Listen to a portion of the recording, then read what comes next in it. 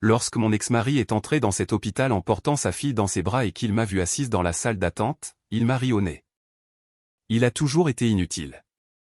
Il n'avait aucune idée que le chef de médecine qui s'apprêtait à sauver la vie de sa fille était exactement le même garçon qu'il avait chassé de la maison il y a 18 ans.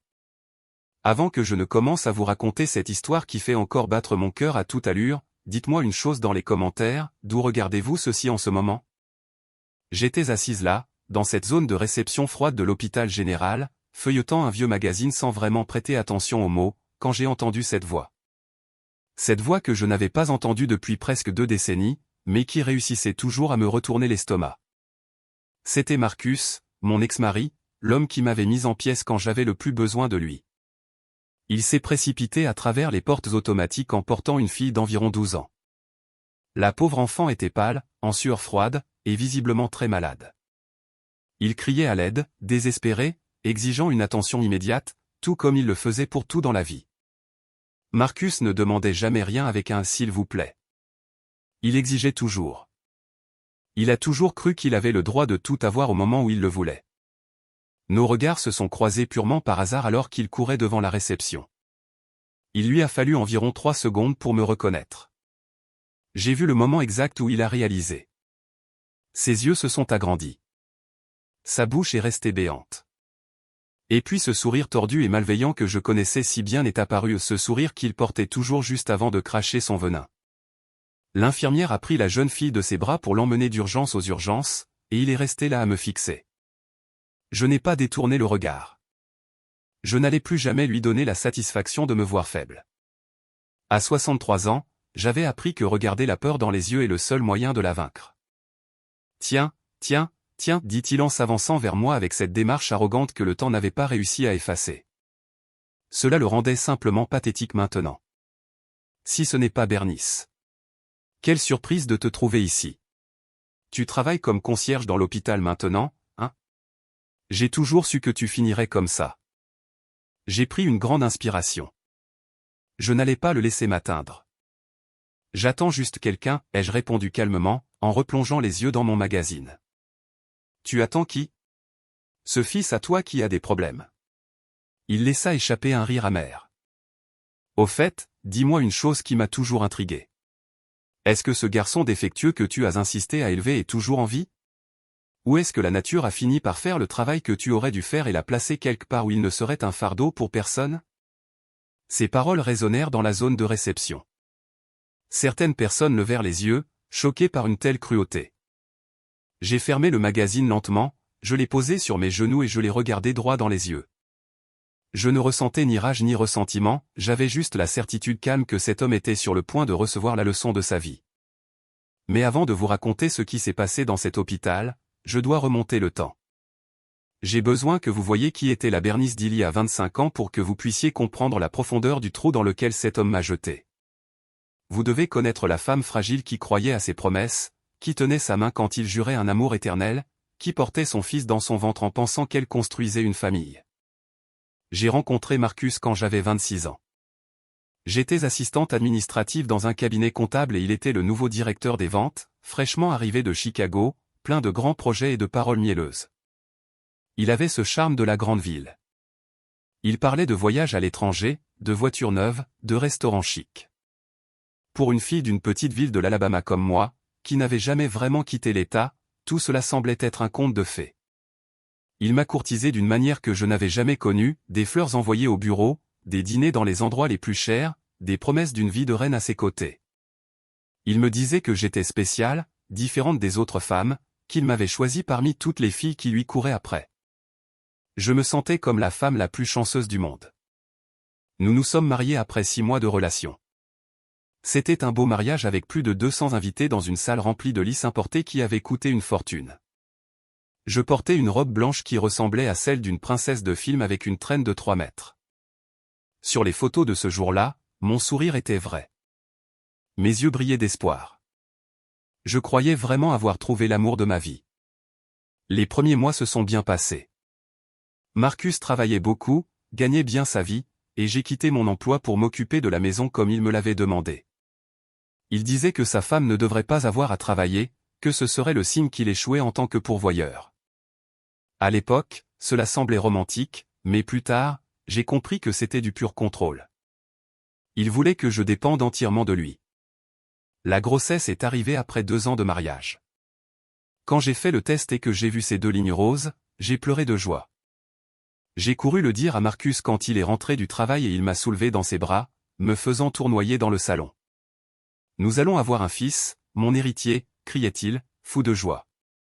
Il parlait déjà d'apprendre le football aux garçons, de le faire entrer dans les meilleures écoles privées, d'en faire un champion. Les mois de grossesse ont été intenses. Marcus me tenait en laisse courte pour tout, ce que je mangeais, combien de poids je prenais, si je faisais les bons exercices. Il achetait des livres sur la grossesse et le développement de l'enfant. Il insistait pour aller à chaque rendez-vous chez le médecin. Il voulait contrôler chaque détail. Je pensais que c'était de l'inquiétude, qu'il était un père dévoué. Je n'avais pas réalisé que c'était une obsession pour la perfection. Je me souviens clairement du dernier examen avant la naissance. Le médecin a fait une échographie de routine et a fixé l'écran plus longtemps que d'habitude. Il a appelé un autre collègue pour qu'il regarde. Il parlait à voix basse, montrant des choses sur l'image que je ne comprenais pas du tout. Mon cœur a commencé à s'emballer. « Y a-t-il un problème, docteur ?» ai-je demandé, la voix tremblante. Il s'est tourné vers nous avec ce visage solennel que les médecins prennent lorsqu'ils ont de mauvaises nouvelles. Le bureau est devenu silencieux. J'ai regardé Marcus, cherchant du soutien, espérant qu'il me prendrait la main et me dirait que tout irait bien, que nous affronterions cela ensemble. Mais ce que j'ai vu sur son visage m'a glacé le sang. C'était du dégoût. C'était de la colère. C'était du rejet. Ça doit être une erreur, dit-il, se levant brusquement de sa chaise. Refaites l'examen. Cela ne peut pas m'arriver à moi. Le médecin a essayé d'expliquer que ce n'était qu'une possibilité, que nous avions besoin de plus de tests pour confirmer, et que même si c'était confirmé, les enfants atteints du syndrome de Down pouvaient mener des vies pleines et heureuses. Marcus ne voulait rien entendre. Il est sorti précipitamment du bureau en claquant la porte. Je suis resté là, assise avec mes mains sur mon ventre, sentant mon bébé bouger, et je me suis effondré en larmes. Ce n'était pas la peur du syndrome, c'était la peur de la réaction de mon mari. Je connaissais assez bien Marcus pour savoir que la perfection était tout pour lui, et qu'un fils ayant des besoins particuliers n'entrait pas dans le plan parfait qu'il avait construit. Les semaines suivantes furent un enfer silencieux. Marcus m'adressait à peine la parole. Il rentrait tard, sentant l'alcool et le parfum bon marché. Quand j'essayais de parler du bébé, de se préparer à quoi que ce soit, il me coupait court. « Je ne veux pas parler de ça, » disait-il, s'enfermant dans son bureau à la maison. J'ai accouché un mardi après-midi. Ce fut rapide, intense, terrifiant. Marcus était là, mais il semblait que son esprit était ailleurs, comme s'il préférait être n'importe où sauf là. Quand le médecin a soulevé mon bébé et que j'ai entendu ce cri fort et sain, mon cœur a explosé d'amour. C'était un garçon, mon Dante. L'infirmière l'a nettoyé rapidement et me l'a apporté pour que je puisse le voir. Il était précieux avec ses yeux en amande, son petit nez plat et très caractéristique. Je savais ce que cela signifiait, mais je m'en fichais éperdument. C'était mon fils. Il était parfait. Il était à moi. « Salut, mon amour », ai-je chuchoté en embrassant son front. « Maman t'aime tellement. » J'ai regardé Marcus, espérant voir au moins une étincelle de ce que je ressentais sur son visage. Mais ce que j'ai vu était pire que de l'indifférence. C'était du dégoût. Il regardait notre fils comme s'il regardait quelque chose de répugnant. « Je ne vais pas élever ça, » dit-il calmement, mais assez fermement pour que j'entende chaque mot. « Ce n'est pas mon fils. » Les infirmières essayèrent de cacher leur embarras. L'une d'elles prit Dante de mes bras, disant qu'elle allait faire les premières vérifications, mais je savais que c'était pour me laisser un moment avec Marcus. J'étais épuisée, endolorie, confuse, mais j'essayais encore de croire qu'il était juste sous le choc, qu'il s'en remettrait. « Marcus, s'il te plaît, » ai-je dit en tendant la main. « C'est notre fils. Il a besoin de nous. » Il fit un pas en arrière comme si mon contact allait le brûler. « Ce n'est pas mon fils, Bernice. » J'ai été très clair sur le genre de fils que je voulais. Cette chose-là, il désigna le berceau où l'infirmière s'occupait de Dante, cette chose est une erreur. Un défaut de fabrication. Ces mots furent comme des coups de poignard. Chaque syllabe ouvrait une nouvelle entaille dans ma poitrine. Je voulais hurler. Je voulais pleurer. Je voulais le frapper jusqu'à ce qu'il comprenne qu'il parlait de notre bébé, d'une vie innocente qui venait d'arriver au monde. Mais j'étais trop faible, trop fatigué, trop brisé. Sors, lui ai-je dit, en détournant le visage. Si tu ne peux pas aimer ton propre fils, alors fiche le camp. Et il est parti. Il est sorti de cette salle d'accouchement de la maternité sans regarder en arrière. Je suis restée la seule, pleurant en silence jusqu'à ce que l'infirmière me ramène Dante. Elle l'a posé sur mes genoux sans rien dire. Elle m'a juste serré l'épaule affectueusement comme pour dire « tu peux y arriver ». J'ai regardé ce petit visage, ses yeux qui s'ouvraient à peine, ses mains minuscules qui s'ouvraient et se fermaient, cherchant quelque chose à quoi s'accrocher. Et à ce moment-là, j'ai pris la décision la plus importante de ma vie. Si je devais choisir entre cet homme et ce bébé, je choisissais mon fils toujours. Les premiers jours à la maison furent dévastateurs. Marcus n'est revenu que pour prendre ses vêtements. Il a dit qu'il allait vivre dans un appartement près de son travail, qu'il avait besoin d'espace pour réfléchir. Mais nous savions tous les deux que c'était la fin. Il m'abandonnait parce que le fils n'était pas assez parfait pour son ego. Tu peux garder la maison pour l'instant, dit-il en faisant une valise. Mais ne pense pas que je vais entretenir ce gamin éternellement. Quand le divorce sera prononcé, tu devras te débrouiller toute seule pour gagner ta vie. J'étais assise sur le canapé avec Dante endormi dans mes bras. Je ne me suis même pas levée pour le regarder partir. J'ai juste serré mon bébé plus fort et j'ai pensé, nous allons y arriver. Je ne sais pas comment, mais nous y arriverons. La réalité a frappé fort dans les semaines qui ont suivi. Je n'avais pas d'emploi, je n'avais pas d'économie digne de ce nom, et je n'avais pas de famille à proximité pour me donner un coup de main. Mes parents étaient morts dans un accident de voiture 5 ans plus tôt, et j'étais fille unique. La famille de Marcus m'a ignoré dès qu'ils ont appris pour Dante. Sa mère, qui avait toujours été si gentille avec moi quand nous nous étions mariés, a cessé de répondre à mes appels. Dante avait besoin d'un suivi médical constant. Les bébés atteints du syndrome de Down ont un risque plus élevé de problèmes cardiaques, respiratoires et auditifs. Ils ont besoin de physiothérapie dès le plus jeune âge pour renforcer leurs muscles, d'orthophonie pour aider à la parole et d'ergothérapie pour stimuler le développement. Tout cela coûtait de l'argent que je n'avais pas. J'ai commencé à vendre des choses de la maison. D'abord les bijoux que Marcus m'avait offerts quand nous sortions ensemble et pendant notre mariage. Puis l'électronique, les meubles coûteux du salon, et même des vêtements de marque que je ne portais jamais.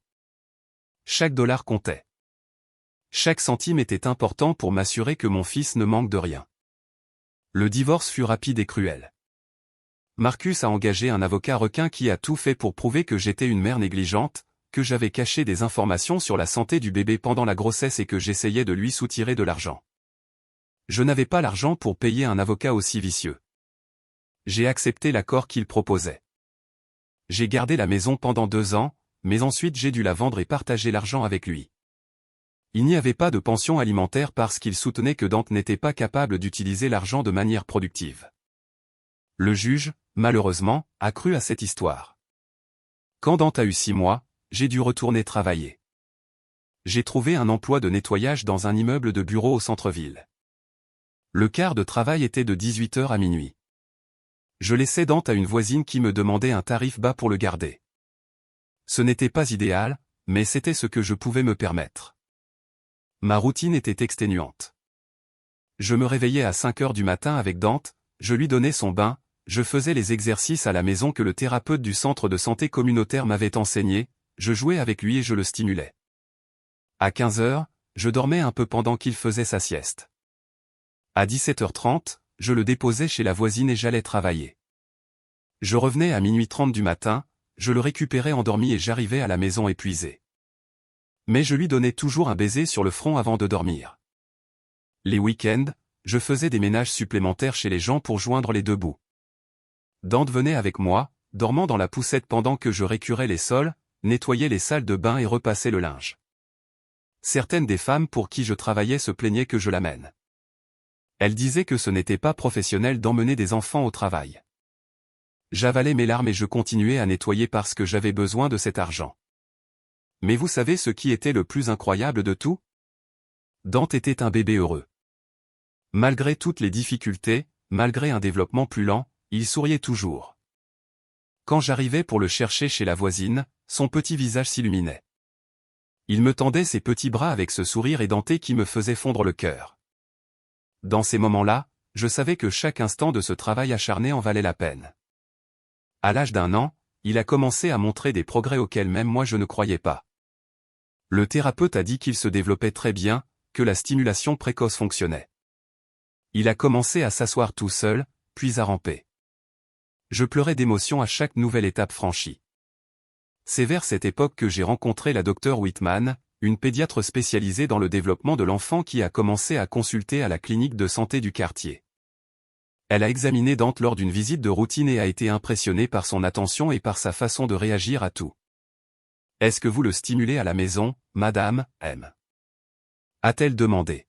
« Je fais tout ce que le thérapeute m'enseigne » ai-je répondu. « Je lui parle beaucoup, je lui lis des histoires même s'il est petit, je lui joue différentes musiques, et je lui montre des couleurs et des textures. » Elle a souri. « Continuez comme ça. Dante a un potentiel énorme. Les enfants atteints du syndrome de Down peuvent accomplir bien plus que ce que les gens croient, surtout quand quelqu'un fait l'effort dès qu'ils sont petits. » Ces mots m'ont redonné vie. J'ai commencé à faire des recherches sur tout ce que je pouvais concernant le développement de l'enfant, les méthodes de stimulation et l'éducation spécialisée. J'allais à la bibliothèque publique pendant mes jours de congé et je passais des heures à lire, à prendre des notes et à apprendre.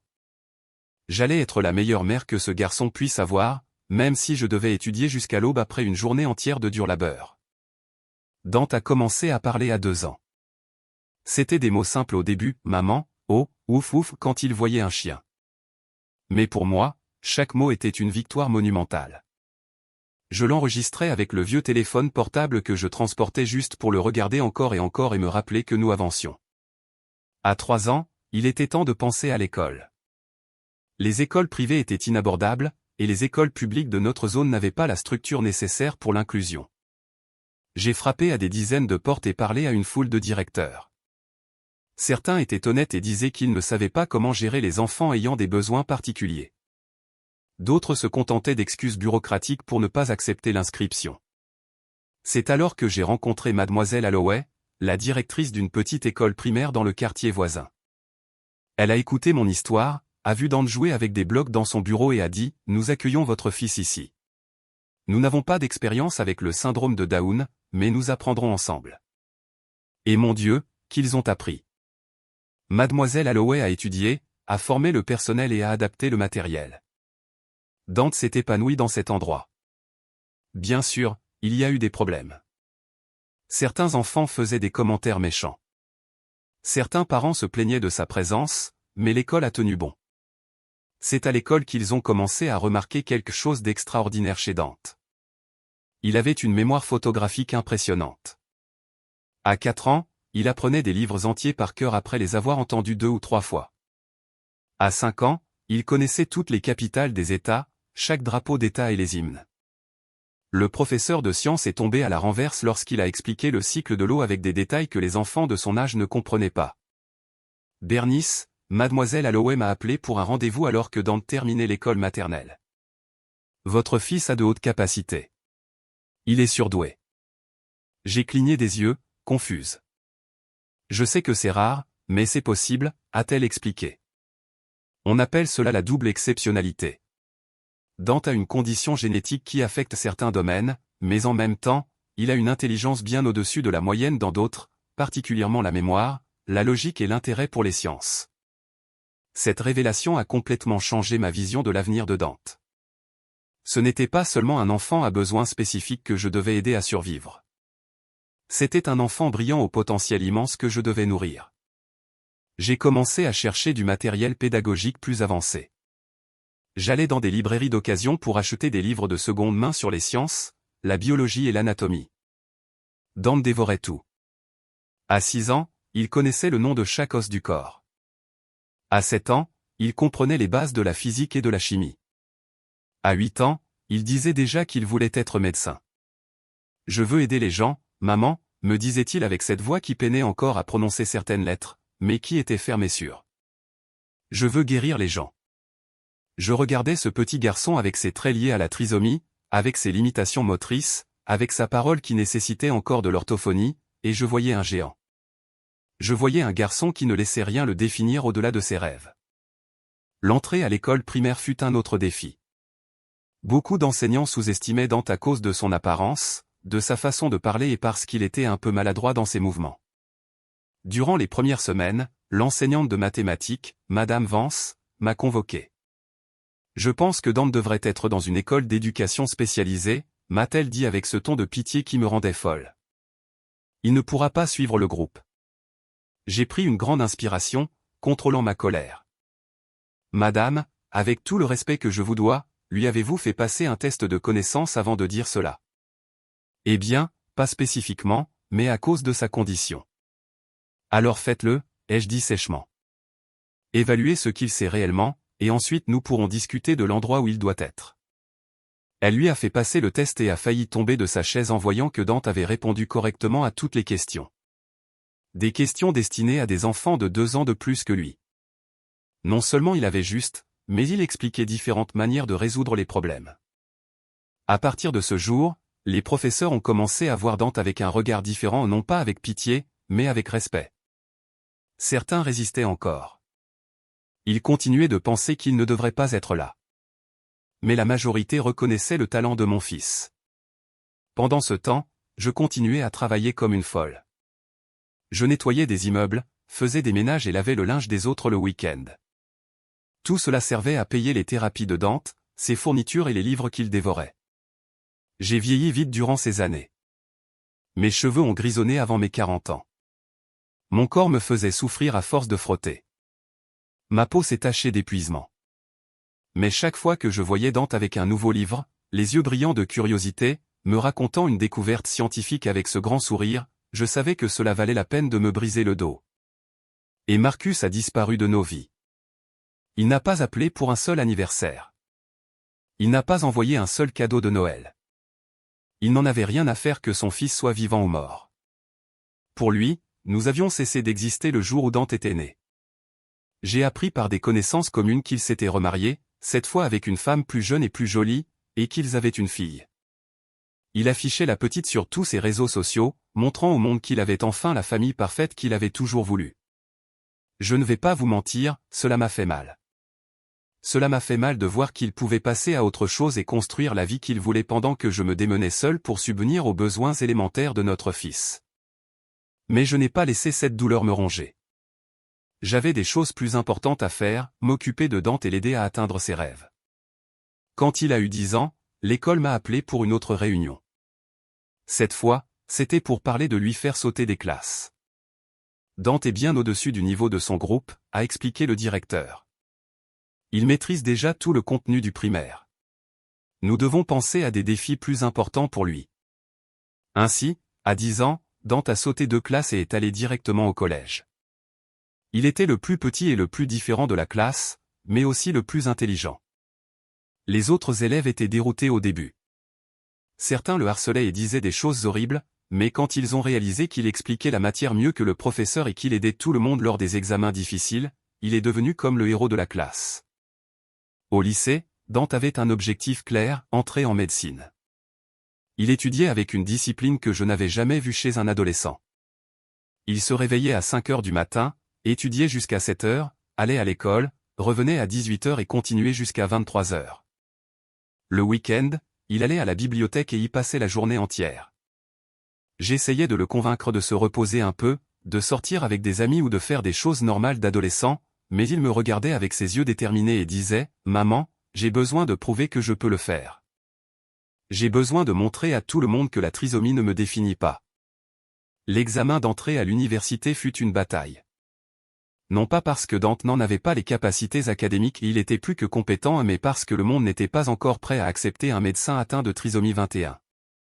Nous recevions des appels de conseillers bien intentionnés disant que je donnais de faux espoirs aux garçons, que la médecine était impossible pour quelqu'un comme lui, et que je devrais l'encourager à chercher quelque chose de plus adapté à ses limitations. J'écoutais tout cela tranquillement, puis je regardais Dante étudier à la table de la cuisine, entouré de livres de biologie et de chimie, et je pensais, au diable les limites qu'ils veulent lui imposer. Le jour de l'examen, je l'ai accompagné jusqu'aux portes de l'université. Il était nerveux et avait des sueurs froides, mais il était déterminé. « Je peux le faire, maman, a-t-il dit, plus pour lui-même que pour moi. Je vais y arriver. » Et il y est arrivé. Quand les résultats sont tombés et que son nom est apparu sur la liste des admis, je suis tombé à genoux et j'ai pleuré comme jamais auparavant. Ce n'étaient pas des larmes de tristesse ou de fatigue. C'étaient des larmes de gratitude, de fierté, de victoire. Dante avait réussi contre toute attente, contre tous les préjugés et contre toutes les faibles attentes que le monde avait envers lui. Mon fils avait gagné sa place dans la faculté de médecine de l'une des meilleures universités du pays. L'entrée en école de médecine fut un autre univers de défis. La plupart des camarades de classe étaient des enfants riches venant d'écoles privées coûteuses, avec des parents médecins ou hommes d'affaires. Dante était le petit enfant noir et pauvre du quartier, atteint de trisomie, qui arrivait en bus après 2 heures de trajet. Les premiers mois furent difficiles. Certains professeurs doutaient clairement de ses capacités. Certains camarades faisaient des commentaires désobligeants dans les couloirs, mais Dante avait une arme qu'il n'attendait pas, il était meilleur que tous. Aux premiers examens partiels, il a obtenu les meilleures notes du groupe. Lors des présentations, il démontrait une connaissance si profonde qu'il laissait même les médecins bouche bée. Dans les discussions de cas cliniques, il était toujours le premier à trouver le bon diagnostic. En 1 an, il est passé du statut de gars trisomique à celui de génie de la classe. Les mêmes camarades qui se moquaient de lui au début lui demandaient maintenant de l'aide pour étudier. Les mêmes professeurs qui doutaient l'invitaient désormais à des projets de recherche. Je continuais à travailler dur pour aider à payer ses dépenses. L'université était publique, mais il y avait les coûts des livres, du matériel et du transport. Dante avait une bourse, mais nous étions quand même serrés. Je faisais des ménages, m'occupais de personnes âgées et acceptais n'importe quel travail honnête qui se présentait. Mon corps ne supportait plus le rythme d'il y a 20 ans. Mes mains étaient gonflées par l'arthrite à force de temps de nettoyage intensif. Mon dos me tuait. Je prenais des analgésiques quotidiennement juste pour continuer à bouger. Mais voir mon fils dans sa blouse blanche avec le stéthoscope autour du cou rendait chaque douleur supportable. En 3e année, Dante a décidé de se spécialiser en pédiatrie. « Je veux m'occuper des enfants comme moi, maman », a-t-il expliqué. C'est alors qu'il a commencé ses stages à l'hôpital général, le plus important de la ville. Il était dans sa dernière année lorsqu'ils lui ont proposé une résidence sur place, en pédiatrie avec une spécialisation en génétique et développement. C'est le meilleur programme de résidence de l'État, m'a-t-il dit, euphorique. Il a réussi l'examen de résidence à la première place, premier sur plus de 200 candidats. Le garçon qui avait été rejeté par son propre père parce qu'il avait la trisomie 21 était maintenant le médecin réside le plus brillant de l'hôpital général. Quand il a reçu sa blouse avec le nom brodé, Dr Dante Vance, résident en pédiatrie, j'ai encore pleuré. 24 ans de lutte, de sacrifice, de nuits blanches et de travail acharné. Tout cela en avait valu la peine. Mon fils était devenu médecin. Et pas n'importe quel médecin. Avec à peine 2 ans de résidence, il était déjà reconnu comme l'un des esprits les plus brillants de l'hôpital. Il publiait des articles dans de grandes revues scientifiques. Il donnait des conférences lors de congrès nationaux. Ils l'ont invité à faire partie de l'équipe de recherche en génétique. À 26 ans, ils l'ont promu chef des résidents en pédiatrie. Le garçon dont le monde disait qu'il n'accomplirait rien commandait maintenant une équipe de 15 médecins, tous plus âgés que lui, tous, normaux, tous le regardant avec respect et admiration. C'est vers cette époque qu'il a insisté pour m'acheter une maison. Ça suffit les locations, maman, a-t-il dit sérieusement. Tu as travaillé toute ta vie pour moi. Maintenant, c'est mon tour de prendre soin de toi. J'ai essayé de refuser. Je lui ai dit d'économiser, d'investir dans son avenir. Mais Dante n'acceptait pas de non comme réponse. Il a acheté une maison simple mais confortable dans une banlieue calme, l'a meublée entièrement et m'a forcé à arrêter de travailler. Tes jours à frotter les sols sont terminés, maman, a-t-il dit, en tenant mes mains calleuses dans les siennes. Maintenant, tu vas te reposer. Tu vas prendre soin de ta santé. Tu vas profiter de la vie. Dans la cinquantaine, pour la première fois depuis la naissance de Dante, je n'avais plus à m'inquiéter de l'argent. Je n'avais plus à me lever à l'aube pour prendre le bus. Je n'avais plus à frotter les sols jusqu'à ce que mon dos hurle. Je pouvais simplement être une maman sans avoir à être à la fois père, mère, pourvoyeuse et thérapeute. Ma nouvelle routine consistait à me réveiller sans réveil, à prendre mon petit déjeuner calmement, à marcher dans le parc et à aller au cours d'artisanat à l'église, des choses simples que je n'avais jamais eu le temps de faire. Dante insistait pour m'emmener à des bilans de santé fréquents, veillant sur chaque détail de ma santé avec le même zèle qu'il apportait à ses patients. C'est ainsi que nous avons découvert que j'avais de l'hypertension artérielle, un diabète de type 2 et un début d'ostéoporose, le prix de années de stress et de dur labeur. Dante a mis en place un plan de traitement complet, a choisi avec soin les meilleurs spécialistes et a personnellement revu chaque examen. Tu as pris soin de moi toute ma vie, disait-il. Maintenant, laisse-moi prendre soin de toi. Et ainsi les années ont passé. Moi, me remettant d'une vie de combat, lui, construisant une carrière brillante. Enfin, nous étions en paix. Enfin, nous pouvions respirer sans le poids de la survie qui nous écrasait. Marcus est resté un fantôme du passé. 18 ans se sont écoulés sans un mot, sans un signe de vie. Jusqu'à ce mardi matin à l'hôpital général. J'y étais parce que Dante m'avait demandé de passer signer des papiers pour son assurance médicale où il m'avait inscrite comme bénéficiaire. Je suis arrivé tôt, j'ai pris un numéro et je me suis assise pour attendre. Je feuilletais un magazine quand j'ai entendu du vacarme à l'entrée. Un homme d'un certain âge est entré en courant par les portes automatiques, portant une adolescente dans ses bras. Il appelait à l'aide. Il était désespéré. J'ai levé les yeux et mon cœur s'est arrêté. Bien que plus vieux, plus mince et plus voûté, j'ai reconnu ce visage. C'était Marcus. Il ne m'a pas vu au début. Il était trop concentré sur le fait qu'il s'occupe de la jeune fille. Mais quand les infirmières ont emmené la fille aux urgences, il s'est retourné et nos regards se sont croisés.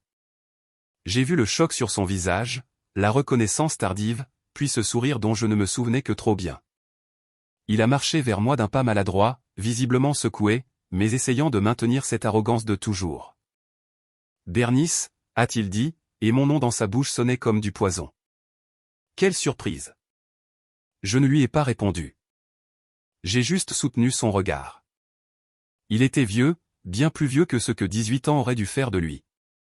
Ses cheveux étaient blancs, et sa peau était relâchée et tachée. Il avait l'air malade, fragile, fini. « Tu travailles ici » a-t-il demandé avec ce ton moqueur. « Tu nettoies les toilettes de l'hôpital » ? J'attends simplement mon fils, ai-je répondu calmement. C'est alors qu'il a laissé échapper ce rire amer et a prononcé les mots que je vous ai dit au début. Est-ce que ce fils défectueux que tu as est toujours en vie ? Ou est-ce que la nature a fini par faire le travail ? Je ne l'ai pas laissé finir. Dante va très bien, merci de demander, lui ai-je dit d'une voix ferme, malgré la colère qui me brûlait de l'intérieur. En fait, il travaille ici. Marcus a ri plus fort. Il travaille ici pour faire quoi ? Laver les instruments ? Pousser les brancards ? Oh, Bernice, tu as toujours été doué pour inventer des histoires afin de te sentir mieux par rapport à tes décisions ratées. À ce moment-là, les portes des urgences se sont ouvertes. Dante en est sorti dans sa blouse blanche impeccable, le badge de chef des résidents suspendu à son cou, suivi de 3 résidents qui notaient chaque mot qu'il prononçait. Il expliquait quelque chose à propos d'un protocole en utilisant des termes médicaux compliqués avec cette autorité naturelle de quelqu'un qui sait ce qu'il fait. Les résidents écoutaient attentivement, lui posant des questions auxquelles il répondait avec patience et précision. Dante m'a vu au bureau de la réception et son visage s'est éclairé de ce grand sourire qui me faisait toujours fondre. Il s'est excusé auprès des résidents et a marché vers moi. « Maman » a-t-il dit en m'embrassant. « Désolé pour le retard. Nous avons eu une urgence en soins intensifs pédiatriques et ils avaient besoin de mon avis. » Ce n'est qu'au moment de rompre l'étreinte qu'il a remarqué Marcus debout à côté de moi, la bouche ouverte, pâle comme un fantôme. « Tout va bien, maman » a demandé Dante, remarquant ma tension. « Est-ce que ce monsieur t'ennuie ?» J'allais répondre, mais Marcus m'a devancé d'une voix tremblante. « Dante, mon fils ?» Mon fils a regardé l'homme plus âgé avec une expression neutre et professionnelle. Il n'y avait aucune reconnaissance là-bas, seulement la courtoisie automatique d'un médecin face aux parents d'un patient.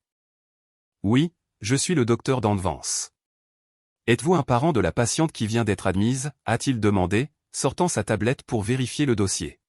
« Je suis ton père » a dit Marcus, la voix brisée. Le silence qui a suivi a semblé éternel. Dante a cessé de taper sur la tablette et a levé lentement les yeux pour regarder Marcus. Son visage restait neutre, mais je connaissais mon fils, je connaissais chaque geste. J'ai vu la vieille douleur se réveiller, mais j'ai aussi vu la force qu'il avait bâtie au fil des ans. Non, monsieur, a dit Dante d'une voix calme mais ferme. Marcus a reculé comme s'il avait reçu une gifle. Fils, Dr Vance a corrigé mon fils. Et je ne suis pas votre fils. Maintenant, si vous me le permettez, j'ai besoin de connaître votre lien avec la patiente qui vient d'arriver afin de pouvoir m'occuper d'elle correctement. À ce moment-là, une infirmière s'est approchée avec un dossier. Dr Vance, la patiente, Imani, 12 ans, admise pour des crises d'épilepsie et une forte fièvre. Le père a signalé des antécédents de crise depuis l'âge de 6 mois. Nous avons besoin de votre évaluation de toute urgence. Dante a saisi le dossier et a commencé à lire. J'ai vu son visage changer, l'expression professionnelle laissant place à une réelle inquiétude. Il a regardé Marcus. « Êtes-vous le papa d'Imani » a-t-il demandé. Marcus a simplement hoché la tête, incapable de parler. « Venez avec moi » a dit Dante en marchant vers les urgences. J'ai besoin de l'historique complet de ces crises. Quand ont-elles commencé? À quelle fréquence surviennent-elles? Combien de temps dure chaque crise? Quels médicaments prend-elle? Je suis resté là à les regarder s'éloigner. Marcus s'est retourné une fois pour me chercher du regard, mais je lui ai tourné le dos. Il ne méritait même pas cela de ma part. Je me suis rassise et j'ai attendu. Je savais que Dante allait mettre du temps, il prenait toujours son temps avec chaque patient, surtout s'il s'agissait d'enfants. J'ai saisi mon téléphone et j'ai fait semblant d'être occupé, mais mon esprit tournait à 100 à l'heure, analysant l'absurdité de la situation. L'homme qui nous avait abandonnés dépendait maintenant du fils qu'il avait rejeté pour sauver la fille qu'il avait décidé d'aimer. L'ironie était si parfaite qu'on aurait dit un scénario de film. 2 heures ont passé. Enfin, Dante est sorti des urgences, l'air fatigué mais satisfait. Il s'est assis à côté de moi. « Comment vas-tu » a-t-il demandé doucement. « C'est moi qui devrais te demander ça » ai-je répondu en lui prenant la main. Il a soupiré profondément. Imani est stable. C'était une crise causée par une forte fièvre due à une infection. J'ai prescrit des antibiotiques et des anticonvulsivants. Elle va rester hospitalisée quelques jours en observation. Et lui, ai-je demandé sans prononcer son nom. Il est désespéré, a dit Dante. Je ne savais pas quoi ressentir. Une partie de moi voulait ressentir de la satisfaction, je voulais y voir une justice divine. L'homme qui avait rejeté un fils pour sa génétique avait maintenant une fille avec un grave problème neurologique. Mais la plus grande partie de moi, celle que Dante m'avait appris à cultiver au fil des ans, ne ressentait que de la tristesse pour cette jeune fille innocente qui souffrait. « Qu'est-ce que tu vas faire » lui ai-je demandé. « Mon travail » a-t-il répondu simplement. « Je vais m'occuper d'Imani du mieux que je peux. Elle n'est pas responsable de qui est son père, et je ne suis pas devenu médecin pour choisir qui j'aide en fonction de mes rancunes. Mon fils, toujours si intègre, toujours tellement meilleur que ce que l'un d'entre nous méritait. » Les jours suivants, Imani est resté hospitalisé et Dante s'est occupé personnellement du cas. Il a ordonné une batterie complète de tests, a consulté d'autres spécialistes et a revu tout l'historique. Je savais qu'il le faisait non pas pour Marcus, mais malgré lui. Marcus a essayé d'approcher Dante à plusieurs reprises, l'a attendu dans les couloirs et a tenté d'engager la conversation au-delà du médical, mais Dante a maintenu une distance professionnelle impeccable. Il répondait au strict nécessaire concernant le traitement, et c'était tout. C'est au 4e jour que Dante a fait une découverte importante. Il examinait les anciens scanners d'Imani lorsqu'il a remarqué quelque chose que les autres médecins avaient manqué. « Maman » m'a-t-il appelé cet après-midi-là d'une voix excitée, je pense avoir trouvé la cause profonde des crises d'Imani. Elle a une petite malformation dans le lobe temporal que les autres n'ont pas vu parce qu'elle n'apparaît que sur un type spécifique d'IRM. Si j'ai raison, il existe une chirurgie qui peut éliminer complètement les crises. C'est merveilleux, lui ai-je dit. Est-ce que tu vas lui dire? Il y a eu une pause. Oui, parce que c'est la chose juste à faire. Ce soir-là, Dante a convoqué Marcus dans son bureau. Je n'y étais pas, mais Dante m'en a parlé plus tard. Il lui a montré les scanners, a expliqué la découverte, détaillé l'opération et les chances de réussite. Marcus a tout écouté en silence, les larmes coulant sur son visage. Quand Dante a fini, Marcus a simplement dit « Pourquoi ?»« Pourquoi quoi ?» a demandé Dante. « Pourquoi fais-tu cela? Après tout ce que je vous ai fait à toi et à ta mère, pourquoi te soucies-tu d'aider ma fille ?» Dante m'a dit qu'il est resté silencieux un moment, cherchant ses mots. Puis il a dit « Parce que je ne suis pas vous. Vous avez abandonné un fils à cause d'une condition génétique. Je ne vais pas abandonner une patiente à cause de qui est son père. Imani mérite le meilleur traitement et je vais le lui donner. Pas pour vous, mais pour elle. » Marcus a essayé d'en dire plus pour demander pardon, mais Dante a levé la main, l'arrêtant net. « Monsieur Thorne, je comprends que ce soit difficile, mais je veux être clair, notre relation commence et s'arrête dans cet hôpital avec le traitement de votre fille. Je ne veux pas de vos excuses. Je ne veux pas que vous essayiez de reprendre contact. J'ai une mère merveilleuse qui a été père et mère pour moi toute ma vie. J'ai une vie pleine et heureuse. Vous faites partie de mon ADN, mais vous ne faites pas partie de mon histoire. J'espère que vous pourrez respecter cela. » Ils ont programmé la chirurgie d'Imani pour la semaine suivante. Dante n'allait pas opérer et il était pédiatre, pas neurochirurgien, mais il allait coordonner toute l'équipe et suivre le processus de près. Je me suis rendu à l'hôpital le jour de l'opération, non pas pour voir Marcus, mais pour soutenir mon fils. Je savais que, peu importe son professionnalisme, la situation le chamboulait. J'ai croisé Marcus seul dans la salle d'attente. Il paraissait différent, plus voûté, plus fragile, plus effrayé. Quand il m'a vu, il s'est levé lentement. « Bernice, a-t-il dit d'une voix rauque, est-ce que je peux te parler, s'il te plaît ?» Chaque fibre de mon être voulait lui dire d'aller au diable. Je voulais lui tourner le dos et partir comme il l'avait fait il y a 18 ans. Mais je me suis souvenu de ce que Dante avait dit sur le fait de ne pas être comme lui, d'être meilleur. J'ai pris une profonde inspiration et j'ai hoché la tête. Nous nous sommes assis en laissant un espace entre nous. Il a regardé ses mains tremblantes avant de parler. « Je ne sais même pas par où commencer, a-t-il dit. Demander pardon semble si peu par rapport à ce que j'ai fait. Je n'ai pas répondu, j'ai juste attendu. Quand Dante est né, j'ai paniqué, a-t-il continué. Je ne voyais que le syndrome, la différence, le quand dira-t-on. Je ne pouvais pas voir au-delà de ça, et j'étais trop lâche pour admettre que le problème était en moi, pas en lui. Tu as raison, lui ai-je dit. Le pardon ne suffit pas. Il a acquiescé en pleurant. J'ai gâché la meilleure chose qui aurait pu m'arriver. J'ai eu une seconde chance avec Imani. Je pensais pouvoir être le père que je n'avais pas été pour lui.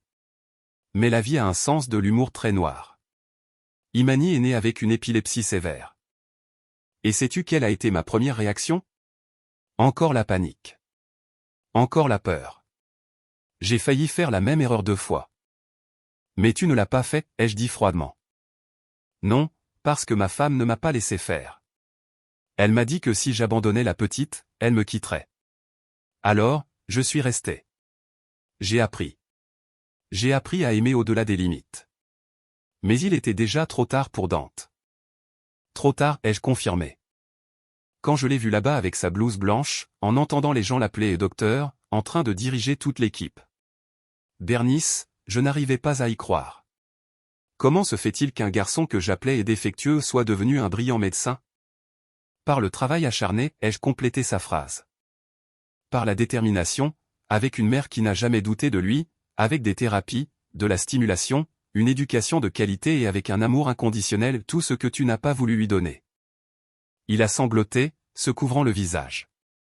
J'ai regardé cet homme brisé et je n'ai ressenti aucun plaisir. Je n'ai rien ressenti, juste du vide. Il ne représentait plus rien pour moi. Ni colère, ni haine, ni désir de vengeance. Une pure indifférence. Dante est un homme incroyable, lui ai-je dit. Il a sauvé la vie de centaines d'enfants. Il publie des recherches qui changent la façon dont la médecine traite ces pathologies.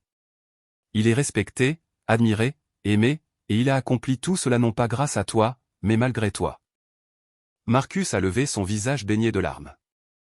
Je sais que je ne mérite pas le pardon. Je ne mérite même pas de lui parler, mais j'ai besoin que tu saches que je le regrette chaque jour. Chaque jour, je vois Imani et je pense à lui, à ce que j'ai perdu, à ce qu'il est devenu sans moi. Eh bien, ai-je dit en me levant, j'espère que ce regret te tiendra compagnie pour le reste de ta vie. J'espère que tu n'oublieras jamais que tu as abandonné un fils parfait parce que tu étais trop imparfait pour voir plus loin que le bout de ton nez. Je me retournai pour partir quand il m'a rappelé. Bernice, attends. Ma femme m'a quitté il y a 6 mois. Elle a rencontré un autre homme. Elle a tout pris lors du divorce, la maison, la voiture, les économies. Je vis dans un minuscule appartement. Je gagne à peine de quoi payer les factures. Ils ont annulé l'assurance d'Imani parce que je ne pouvais plus payer. Ils la traitent ici grâce à l'aide de l'État ou quoi que ce soit qu'ils aient maintenant. J'ai tout perdu. Il attendait de la pitié. Il s'attendait à ce que je ressente quelque chose pour lui. Mais je n'ai ressenti que plus de vide. Tu sais ce qui est drôle? Lui ai-je dit. J'ai élevé Dante sans être propriétaire de ma maison, en cumulant 3 emplois, en vivant dans des chambres de bonne, en mangeant le strict nécessaire. Nous n'avions rien, mais nous avions l'amour. Nous avions un but. Nous avions l'un l'autre. Tu avais tout le matériel et tu l'as perdu parce que tu n'as jamais su accorder de l'importance à ce qui compte. Je n'ai pas pitié de toi, Marcus. Tu récoltes exactement ce que tu as semé. Cette fois, je suis parti sans me retourner. La chirurgie d'Imani a duré 6 heures. Ce fut un succès. Dante est venu me donner la nouvelle, le visage fatigué, mais heureux. Elle va s'en sortir, a-t-il dit. J'ai serré mon fils dans mes bras, sentant la fierté gonfler ma poitrine. Tu lui as sauvé la vie. Nous l'avons sauvé, a-t-il rectifié. J'ai juste vu le problème. Toute l'équipe s'est mobilisée. Toujours si humble, partageant toujours le mérite. Imani a pu sortir une semaine plus tard. Le jour de son départ, Marcus a tenté d'approcher à nouveau Dante pour le remercier exagérément, pour créer un lien. Mais Dante lui a seulement serré la main formellement, a souhaité un bon rétablissement à la jeune fille et lui a dit au revoir. Simplement ainsi, sans drame, sans méchanceté, mais sans ouvrir la porte. Je pensais que l'histoire s'arrêtait là, que Marcus partirait avec sa fille guérie et que nous retournerions à nos affaires. Mais le destin en avait décidé autrement. 3 mois plus tard, j'étais à la maison quand Dante est rentré tôt du travail. Il avait un regard étrange sur le visage, pas heureux, mais pas abattu non plus. C'était entre la surprise et l'incrédulité. « Maman, je dois te dire quelque chose, a-t-il dit en s'asseyant sur le canapé. Qu'est-ce qui s'est passé? Tout va bien?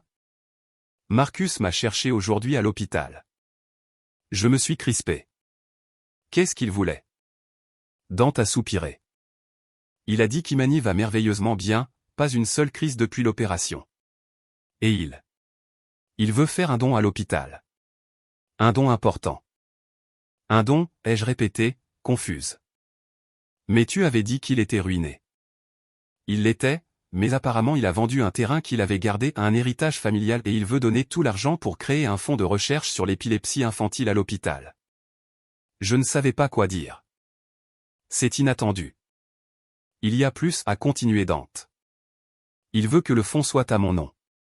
Il a dit qu'il voulait que ce soit le fonds Dr Dante Vance pour la recherche sur l'épilepsie infantile au point. As-tu accepté? Je lui ai dit que j'allais y réfléchir, que je devais en discuter avec toi. Nous sommes restés silencieux. C'était beaucoup à digérer. L'homme qui nous avait abandonnés voulait maintenant immortaliser le nom du fils qu'il avait rejeté sur un fond médical. Qu'en penses-tu, maman, a-t-il demandé. Penses-tu que ce soit sincère ou est-ce de la pure culpabilité qui essaie d'acheter le pardon? J'y ai réfléchi avec soin. Je pense que ça peut être les deux. Ça peut être de la culpabilité tout en étant sincère. La question est-ce que cela va te faire du bien ou du mal? Dante a réfléchi un moment. Tu sais ce qui est bizarre? Je ne ressens rien pour lui. Ni colère ni ressentiment. Il est comme un étranger et quelqu'un qui est biologiquement lié à moi, mais émotionnellement, il est au niveau 0. Il n'a aucune importance. Et l'argent, ai-je insisté. Cet argent peut aider beaucoup d'enfants. Oui, a-t-il acquiescé. Et c'est pour ça que je pense accepter. Pas pour lui, mais pour les enfants. Et c'est ce qu'il a fait. Il a accepté le don à la condition que Marcus comprenne que cela ne changeait rien. C'était un acte médical, pas un lien affectif. Ils ont créé le fonds en grande pompe. L'hôpital a organisé une cérémonie et a invité la presse, tout le spectacle. Marcus était là, essayant de se donner de l'importance, de s'accrocher un peu à la lumière de Dante. Mais celui qui brillait, c'était mon fils. Il a prononcé un discours impressionnant sur l'importance de la recherche, sur le fait que chaque enfant mérite de vivre sans limitation. Il a parlé d'Imani et de la façon dont la médecine change des vies. Il n'a pas mentionné Marcus une seule fois, et d'une certaine manière, c'était la meilleure vengeance rendre l'homme non pertinent dans sa propre histoire. Après la cérémonie, lors du toast, j'ai vu Marcus s'approcher de Dante. Je me suis approché assez près pour entendre. Dante, a-t-il dit d'un ton hésitant. Je sais que cela ne change rien. Je sais que je n'ai pas le droit de demander, mais penses-tu que peut-être un jour nous pourrions? Non, l'a interrompu Dante, aimable mais ferme. Monsieur Thorne, j'apprécie le don, il va aider beaucoup de monde. Mais cela s'arrête là. J'ai une famille. J'ai une mère qui a tout sacrifié pour moi. J'ai des amis, des collègues. Ma vie est pleine. Il n'y a pas d'espace vide que vous puissiez combler. Marcus a hoché la tête lentement, vaincu. Je comprends. Je voulais juste que tu saches que je vois maintenant. Je vois à quel point j'ai eu tort, à quel point tu es extraordinaire. J'ai toujours été extraordinaire, a dit Dante sans arrogance, juste comme un fait. La différence, c'est que vous ne pouviez pas voir au-delà de vos préjugés. Mais c'est votre problème, pas le mien. J'espère que vous avez appris quelque chose avec Imani. J'espère que vous êtes pour elle le père que vous n'avez pas pu être pour moi. Et il s'est retourné et est venu vers moi, m'offrant son bras. Allons-y, maman. J'ai un service tôt demain. Nous sommes sortis ensemble, laissant Marcus derrière nous une fois de plus. Mais cette fois, ce n'était pas un abandon, c'était un choix. Le choix de ne pas laisser le passé empoisonner notre avenir. Dans la voiture sur le chemin du retour, Dante m'a regardé et m'a dit « Merci, maman ». Pourquoi, lui ai-je demandé. Pour n'avoir jamais jeté l'éponge avec moi, pour ne m'avoir jamais fait me sentir inférieur, pour m'avoir appris que la trisomie 21 est une caractéristique, pas une définition, pour m'avoir appris que le travail et l'amour peuvent tout surmonter. Mes yeux se sont remplis de larmes.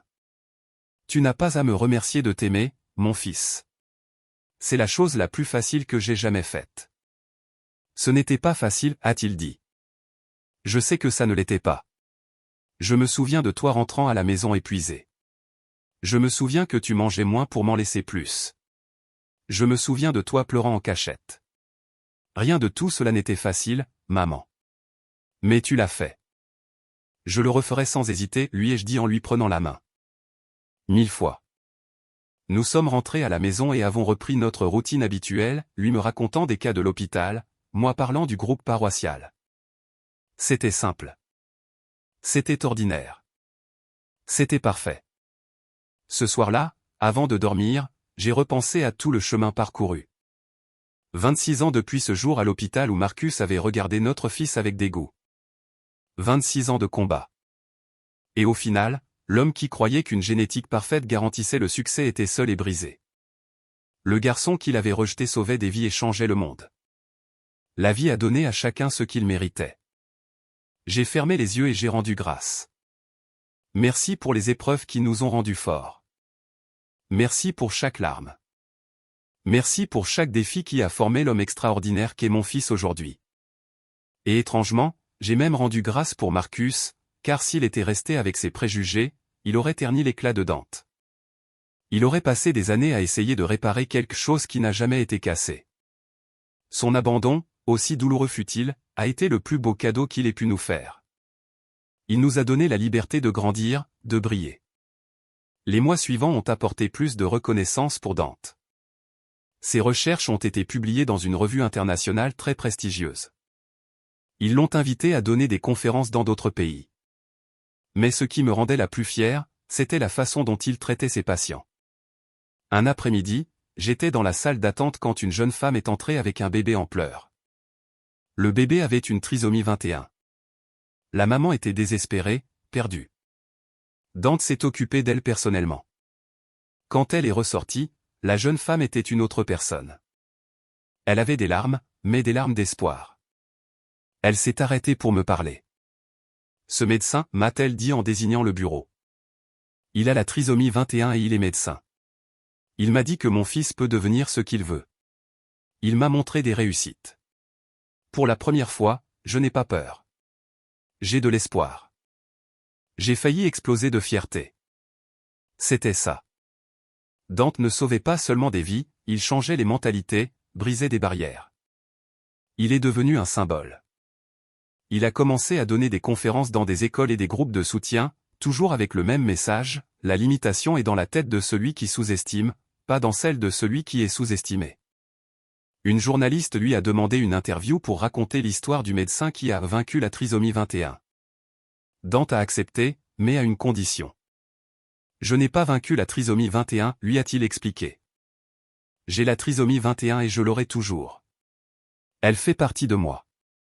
Ce que j'ai vaincu, ce sont les préjugés et les attentes limitées. Ce sont les vrais handicaps. Non pas dans mon chromosome supplémentaire, mais dans la mentalité des gens. Le reportage est sorti, magnifique. Il est devenu viral dans tout le pays. Des lettres arrivaient de partout. Et vous savez qui a vu le reportage? Marcus. Il a appelé l'hôpital pour demander à parler à Dante. Mon fils n'a pas rappelé. Marcus a insisté pendant des semaines. Il a même essayé d'aller sur place, mais la sécurité ne l'a pas laissé passer. C'est alors qu'il m'a trouvé à la sortie de la pharmacie, plus vieux, plus désespéré. Bernice, s'il te plaît, a-t-il supplié. Je veux juste lui parler pendant 5 minutes. Il ne veut pas te parler, Marcus. Accepte-le. J'ai vu le reportage. J'ai vu ce qu'il est devenu. J'ai besoin de lui dire que j'avais tort, que je suis désolé. Tu l'as déjà dit maintes fois. Les excuses ne changent pas le passé. Je sais, a-t-il presque crié. Mais j'ai besoin d'essayer. J'ai besoin qu'il sache que je le regrette chaque jour. J'ai regardé cet homme et je n'ai rien ressenti, pas même de la pitié, juste de la lassitude. Et toi, a-t-il demandé. Est-ce que tu me pardonnes? J'ai pensé à toutes les nuits où j'avais pleuré seul, à la faim, au mal de dos. Non, lui ai-je dit. Je l'ai laissé là et je suis parti. Et cette fois, j'ai fermé le chapitre pour toujours. Une autre année a passé. Dante a eu 28 ans. Nous avons fait une fête à la maison. Au milieu de la fête, il m'a appelé à l'écart. Maman, je veux te donner quelque chose, a-t-il dit en me tendant une enveloppe. C'était l'acte de propriété de la maison à mon nom. Dante, tu n'étais pas obligé. Si, je l'étais, m'a-t-il interrompu. Tu mérites la sécurité, maman. Tu ne devrais jamais manquer d'un toit. Cette maison est à toi. J'ai pleuré comme un bébé. Il y a 28 ans, j'étais à la rue avec un nourrisson. Maintenant, j'étais propriétaire de ma propre maison. Il y a plus, a-t-il dit en souriant. J'ai rencontré quelqu'un. Quoi? Une consoeur, Simone. Elle est cardiologue pédiatrique. Elle est incroyable, maman. Et elle me voit vraiment. Tu sais, elle ne voit pas le syndrome. J'ai ri et pleuré en même temps. Mon bébé était amoureux. Elle est à la fête, a-t-il dit en rougissant. Celle en robe bleue. Je l'ai vue. Elle riait avec les invités. Elle avait l'air d'une personne bien. Est-ce qu'elle sait tout, ai-je demandé à propos de Marcus. Oui, je lui ai dit. Elle a dit que cela ne faisait que prouver ma force. J'ai rencontré le docteur Simone et elle était adorable. Plus important encore, elle regardait mon fils avec un amour véritable. Ils sont sortis ensemble pendant 2 ans, puis se sont fiancés. Le mariage a été prévu pour le printemps suivant. Une semaine avant le mariage, Imani, la fille de Marcus, nous a appelés. Elle avait 15 ans et appelait en cachette. Docteur Vance, a-t-elle dit nerveusement. C'est à propos de mon père. Il est très malade. Un cancer du pancréas. Il est en train de mourir. Il dit qu'il a besoin de faire la paix avant de partir. Dante m'a regardé. Je lui ai simplement dit que c'était sa décision. Imani, a-t-il dit, je suis vraiment désolé, mais je ne sais pas si je peux lui donner ce qu'il attend. Je comprends, a-t-elle dit en pleurant. Je voulais juste vous remercier. Vous m'avez sauvé la vie et malgré qui est mon père, vous ne m'avez jamais traité différemment. Vous êtes un homme bon. Tu n'as pas apporté les erreurs de ton père, lui a dit Dante. Après avoir raccroché, il est resté pensif. Finalement, il a décidé d'y aller non pas pour Marcus, mais pour lui-même, pour clore le cycle. Je suis allé avec lui. Marcus était dans un hôpital public, dans une chambre commune. Il n'avait que la peau sur les os, le teint jaune. Tu es venu, a-t-il chuchoté en voyant Dante au loin. Pour Imani, pas pour vous, a dit Dante. Je ne m'attendais pas à ce que tu viennes. Je ne suis pas venu pour faciliter votre mort, a dit Dante. Je suis venu pour dire certaines choses pour moi. Marcus a hoché la tête. Je pourrais vous dire que je vous pardonne, mais ce serait un mensonge. Je ne vous pardonne pas. Non pas pour ce que vous m'avez fait, c'est du passé, mais pour ce que vous avez fait à ma mère.